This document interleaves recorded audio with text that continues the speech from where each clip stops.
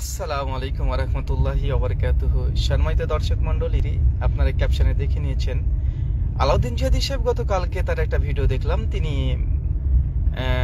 আমাকে চ্যালেঞ্জ করেছেন, প্রয়োজন হলে তিনি ভারতে যেতে রাজি আছেন, অথবা তিনি তার বাড়িতে আমাকে সুন্দরভাবে দাওয়াত দিয়েছেন। হয় তার ভুল বুঝিয়ে কোরআন হাদিসের আলোকে তাকে আহলে হাদিস বানাবো আমি, অথবা আমাকে আহলে হাদিস থেকে সে হানাফি বানাবে, এই একটা অফার দিয়েছে। তো খুব ভালো লাগলো। আলাউদ্দিন জিহাদি, তো মূল কথা হচ্ছে কিলিয়ে কখনো কাঁঠাল পাকানো যায় না।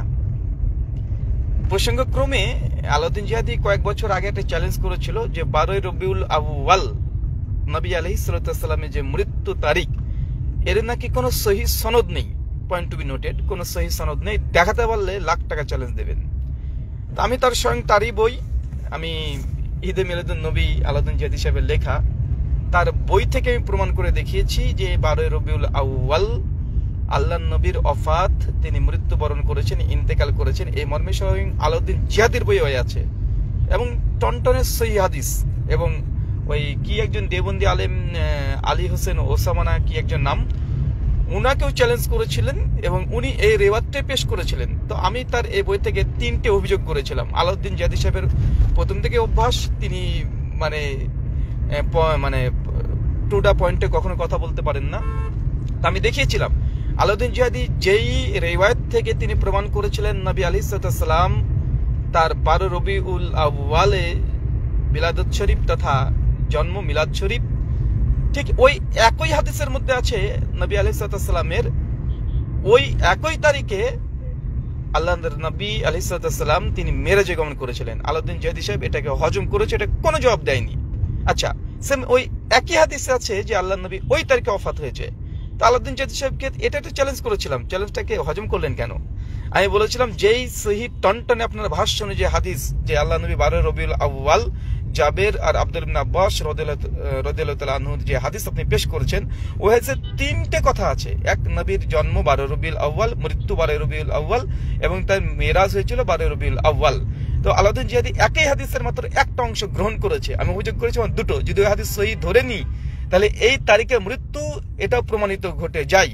কিন্তু আলাউদ্দিন জিহাদি সাহেব তিনি মানতে নারাজ। ওই যে ইহুদিদের স্বভাব, আবতুমিনুনা বিবাদিল কিতাবি তাকফিনা বিবাদ, তোমরা কিতাবের কিছু অংশ মানবে, কিছু অংশকে অস্বীকার করবে। ঠিক একই কথা, উনি মেরাজ হয়েছেন 27 রজব মানেন, 12 রবিউল আউয়াল মানেন না। এক, নবী 12 তারিখে ওফাত হয়েছে এটা তিনি অস্বীকার করছেন, কিন্তু প্রথম অংশটুকু নিয়েছে। এটা কোথাকার শরীয়ত থেকে দলিল গ্রহণ করা, কোথাকার মানে একই হাদিস একই সনদ একই মতন, তার যেটা মানে প্রয়োজন তিনি ততটুক হাদিসকে জবাই করে টুক করে কেটে নিয়ে কাবাব করে, বিরিয়ানি করে, জিলাপি করে রবিউল আউয়াল মাসের 12 তারিখে খেয়ে নিবে।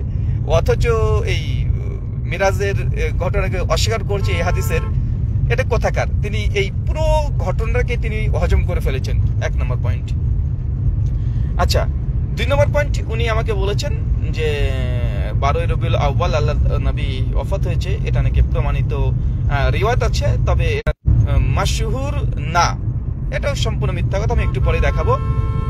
আর দ্বিতীয়ত বিষয় যে ওনার চ্যালেঞ্জ ছিল কোনো সহি কোনো রিওয়ায়াত নাই। তিনি এই চ্যালেঞ্জ করেছিলেন না ওই ভিডিওতে যে মুহাদ্দিসগণ ফুকাহাগণ কোনটা গ্রহণ করেছে কোনটা গ্রহণ করেছে, এটা নাই। বরং তিনি বলেছেন কোনো সহি রিওয়ায়াত পাওয়া যায় না 12 রবিউল আউয়ালের ওফাতের। কিন্তু আমি দেখিয়েছি। আমার 1 লক্ষ টাকা কোথায় ভাই? আলাউদ্দিন জিহাদি সাহেব চিটিংবাজি করে তো লাভ নেই। পরিষ্কার, আপনি যেই চ্যালেঞ্জ করেছেন, যে ভাষা অনুযায়ী, যে শব্দ অনুযায়ী, সেই শব্দ অনুযায়ী আমি চ্যালেঞ্জ অ্যাকসেপ্ট করে আপনাকে দলিল দিয়েছি। আপনি সেই চ্যালেঞ্জে কখনো বলেননি যে মুহাদ্দিসগণ 12 তারিখে গ্রহণ করেনি, একথা তো বলেননি আপনি ওই চ্যালেঞ্জে। তো আবার এখানে নিজের কথাকে হজম করে ফেললেন। এই হজম করে অভ্যাস কেন? মানে এই মানে হজম করে ফেলতে হবে, আশ্চর্য। আচ্ছা, তৃতীয়ত বিষয়, তিনি আমাকে বলেছেন যে ওনার বাড়িতে আমাকে দাওয়াত দিয়েছেন, কেন বাড়িতে গেলে উনি আমাকে আপ্যায়ন করবেন, আপ্যায়ন করে আমাকে মূলত আমার সঙ্গে বসবেন 2-3 জন। উনি বলেছেন আমরা 2-3 জন যেতে, আর উনি 2-3 জন নিয়ে বসে একটা সমাধান করবেন। খুব ভালো পরামর্শ, কিন্তু সমস্যা আমার তো ওখানে যেতে একটু ভয় হচ্ছে।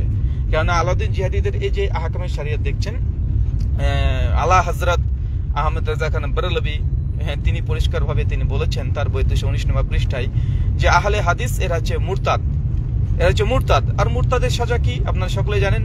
কতল করা, সেই মুসলিমের হাদিস।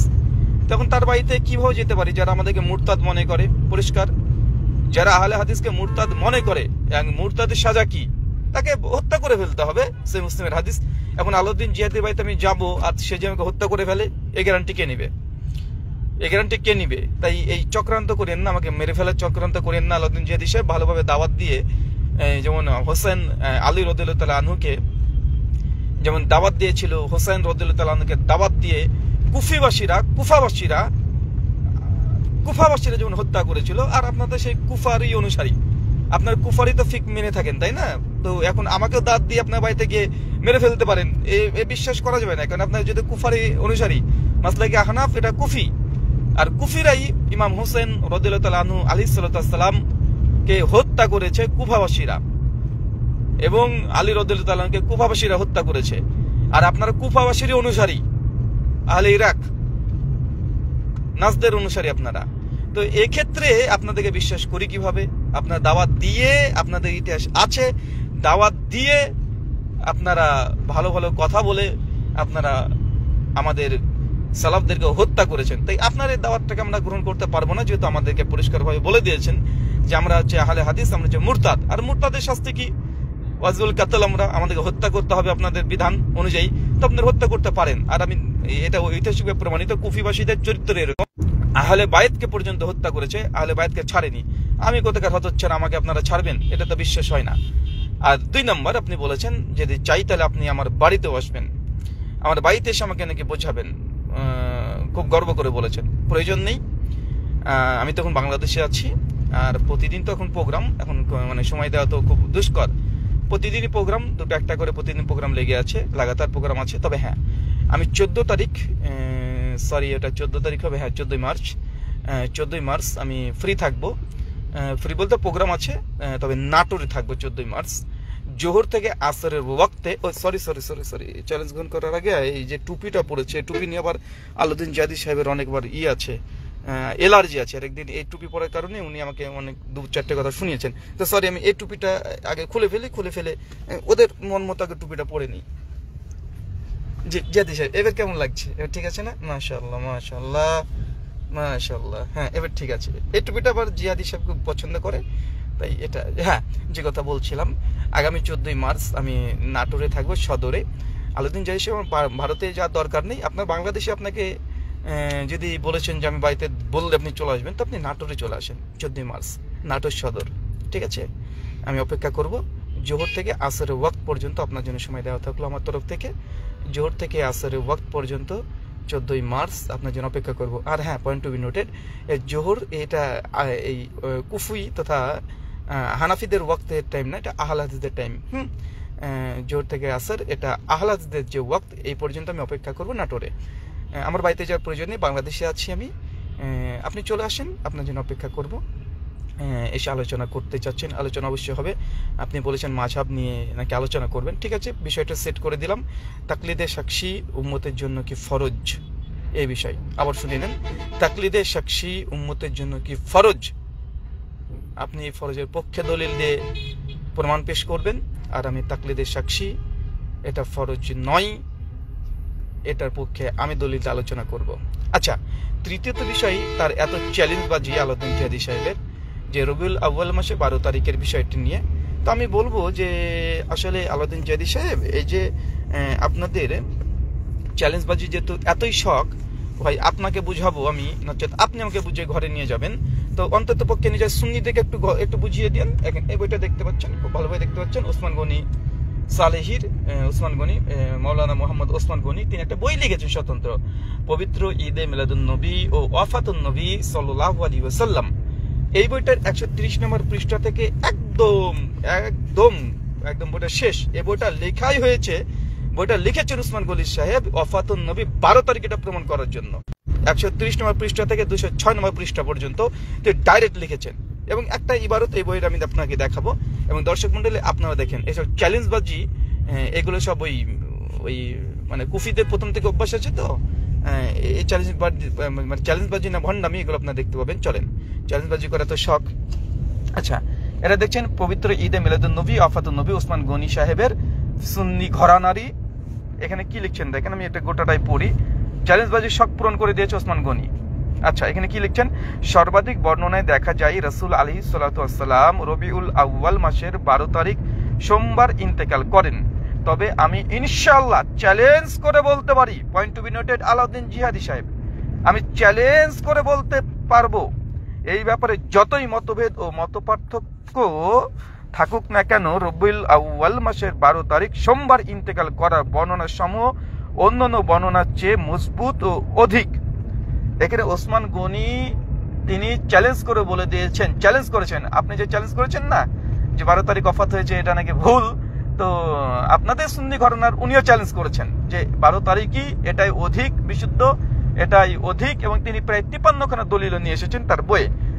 তো যদি পারেন তাহলে আপনার এই ওসমান গনি সাহেব তিনি তো চ্যালেঞ্জ করেছেন আপনাদেরকে আগে, জানি একটু ওসমান গনির সঙ্গে একটু বাহাস মুনাজারা করে আসেন, পাশেই তো আছে আপনাদের সুন্নি ঘরানার, আমাদের কাছে আসা দরকার নেই। যদি চ্যালেঞ্জ করে এত শাখায় ওসমান গনির সঙ্গে করে আসেন, এটাকে বলে tit for tat, anti venom ফাক্কি, যেমন দিবেন তেমনই আমরা দিই। আগে সুন্নিদের সঙ্গে লড়াই করে আসেন, বাহাদুরি দেখিয়ে আসেন আপনার, যে 12 রবিউল আউয়াল ওসমান গনি সুন্নি আল হানাফি তিনি বলেছেন, এটা চ্যালেঞ্জ করে বলছি, যদি বুকে দম থাকে আলাউদ্দিন জিহাদির, ওসমান গনির সঙ্গে বাহাস করে আসুক এই বিষয় করে, যদি বুকে দম থাকে আলাউদ্দিন জিহাদি সাহেবের, এই নামকে অস্তে জিহাদি না, যদি অরিজিনাল ওয়াকাত থাকে, যদি দম থাকে, তাহলে এই আলাউদ্দিন জিহাদি ওসমান গনির এই চ্যালেঞ্জ অ্যাকসেপ্ট করবে, কারণ তিনি তার বইয়ে চ্যালেঞ্জ করে তিনি বলে দিয়েছেন এটাই 12 রবিউল আউয়াল মৃত্যুবরণ করেছেন নবী আলাইহিস সালাতু ওয়াস সালাম, এই কথাই সঠিক, এবং তিনি দলিল আদিল্লা দিয়ে বই লিখেছেন। আছে, ক্ষমতা আছে আলাউদ্দিন জিহাদি সাহেব এই ওসমান গনি সাহেবের সঙ্গে বাহাস মুনাজারা চ্যালেঞ্জ গ্রহণ করার। দেখি আপনার কেমন বুকে দম আছে, আপনি তো খুব চিল্লাচিল্লি করেন, হ্যাঁ দেখি নিজের ঘর সামনে নাগে। আমি বলেছি না ব্রাদার রাহুল মানে tit for tat, anti venom ফাক্কি, যদি আমাকে কমচি দিয়ে খোঁচা দেওয়ার চেষ্টা করেন গোটা বাস ঝাড় দিয়ে দেবো। দেখেন ওসমান গনির গোটা বইটা আপনাকে গিফট করে দিলাম একদম ঝাড় হিসাবে, আপনি আমাকে কয়েকটা দলিল দেওয়ার চেষ্টা করেছেন, গোটা বাস ঝাড় আপনাকে দিয়ে দিলাম। বুকে দম থাকলে ওসমান গনির সঙ্গে আপনি এই চ্যালেঞ্জ অ্যাকসেপ্ট করে দেখান। সম্মানিত দর্শক মন্ডলী, আলাউদ্দিন জিহাদি সাহেবের প্রথম থেকে অভ্যাস আছে, একটা কু অভ্যাস আছে, টুকটুক করে এখান থেকে ওখানে লাফ মেরে চলে যাওয়া, আর আমার আছে গোটা বাস ঝাড় দিয়ে দেওয়া অভ্যাস। কারণ আমি তো বলেছি, আমি ডিবেট, বাহাস, মুনাজারা, বিতর্ক যাই বলেন না কেন, প্রতিপক্ষের দলিল দিয়ে প্রতিপক্ষকে দাফন করে দিই। আর আমি নতুন করে কোনো দলিল দেবো না। 12 রবিউল আউয়াল নবী আলাইহিস সালাতু ওয়াস সালাম তার যে ওফাত, এবার আমার দলিল দেওয়ার দরকার নাই, সুন্নিরাই দলিল জমা করেছে 53খানা, আর এই 53খানা বাস ঝাড় গোটাটা আলাউদ্দিন জিহাদের কাঁধের উপরে দিয়ে দিলাম। হয় বইতে থাকবে, নচেত এই দলিলগুলোকে কেটে ওসমান গনির কাঁধে উপরে চাপিয়ে দিবে, ঠিক আছে? আর আপনি আমাকে দাওয়াত দিয়েছেন, আমি আগে বলেছি আপনার দাওয়াত কবুল করবো না, কেননা আপনাদের মধ্যে প্রথম থেকে দেখেছি কুফি অনুসারী যারা, কুফাবাসীর অনুসারী যারা, তারা বেঈমানি করে, মানুষকে দাওয়াত দিয়ে আহলে বায়াতকে হত্যা করেছে। যারা নবীর পরিবারের সদস্যকে হত্যা করতে পারে তাদেরকে বিশ্বাস অসম্ভব। তারপর আবার ফতোয়া দিয়ে রেখে দিয়েছেন আমরা মুরতাদ, আমাদের মাংস জবাই করা, মানে যদি 1 লক্ষ বার যদি আমরা যদি বিসমিল্লাহ বলে জবাই করি, তারপর আপনারা খেতে পারবেন না, ইহুদি খ্রিস্টানের খাবেন, সমস্যা নেই, আমি এর আগে দেখিয়েছি। তাই আপনাকে বললাম, আপনাকে একটা বাস ঝাড় দিয়ে দিলাম গোটাটা, 12 রবিউল আউয়ালের বাস ঝাড়, ওসমান গনির বইয়ের 53খানা দলিল আদিল্লা দিয়ে তিনি প্রমাণ করেছেন, সালফে সলিহিনের আকল দিয়ে। যদি বুকে দম থাকে, এই বাস ঝাড়গুলো এখন আপনার কাঁধে আছে, কাঁধ থেকে নামানোর যদি দম থাকে, ওসমান গনির কাছে গিয়ে নামিয়ে তার কাঁধে চাপিয়ে দেন। আর আমি আপনাকে বলে দিই আমার মওকিফ কি, আমি 12 রবিউল আউয়াল আল্লাহ রাসূলের জন্ম তারিখ এটাও মানি না, 12 রবিউল আউয়াল আল্লাহ নবীর ওফাত এটাও মানি না। কেন? আমার নিকটের দুটো তাহকিক, দুটোই যায়িফ।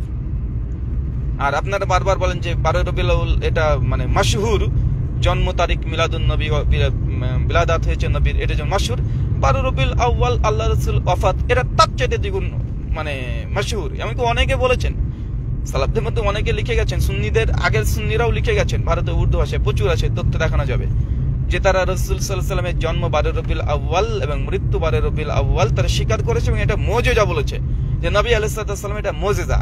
আলাউদ্দিন জিহাদি যদি 12 রবিউল আউয়াল রাসূলের বিলাদাত মানে, কিন্তু ওফাত যদি না মানে, তা নবীর মুজিজাকে অস্বীকারকারী আলাউদ্দিন জিহাদি, নবীর মুজিজাকে অস্বীকারকারী।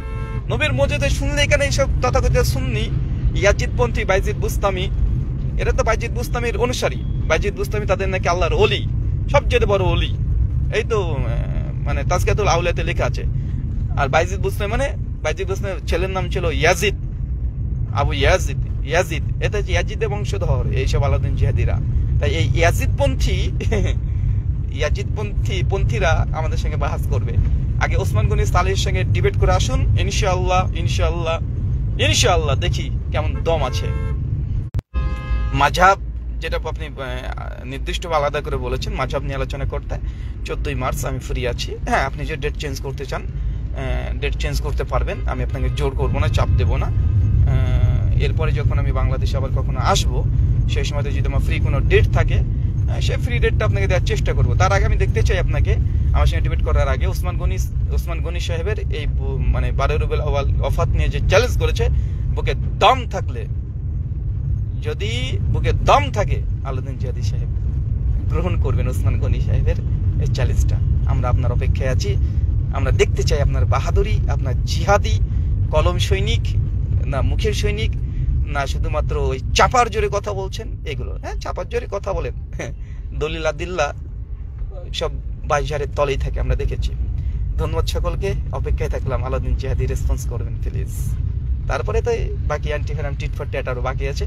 একটা সিম্পল ভাবে একটা ছোট্ট ইলমি মুজাকারা আমার করার প্রয়োজন নেই, সুন্নিদেরকে দিয়ে দিলাম। এখন আপনারা টুনটুন করে জিলেবি খেতে থাকেন। ধন্যবাদ সকলকে, জাযাকাল্লাহ খায়রান, বারাকাল্লাহ ফিকুম, ওমা আলাইনা ইল্লাল বালাগ। আসসালামু আলাইকুম ওয়া রাহমাতুল্লাহি ওয়া বারাকাতুহু। টুপিটা খুলে এবার এই টুপিটা পরবো, আপনি কিছু মনে করবেন আলাউদ্দিন যে এসে আপনাকে চ্যালেঞ্জ করা আমার হয়ে গেছে। হ্যাঁ, ধন্যবাদ, শুকরিয়া, আসসালামু আলাইকুম।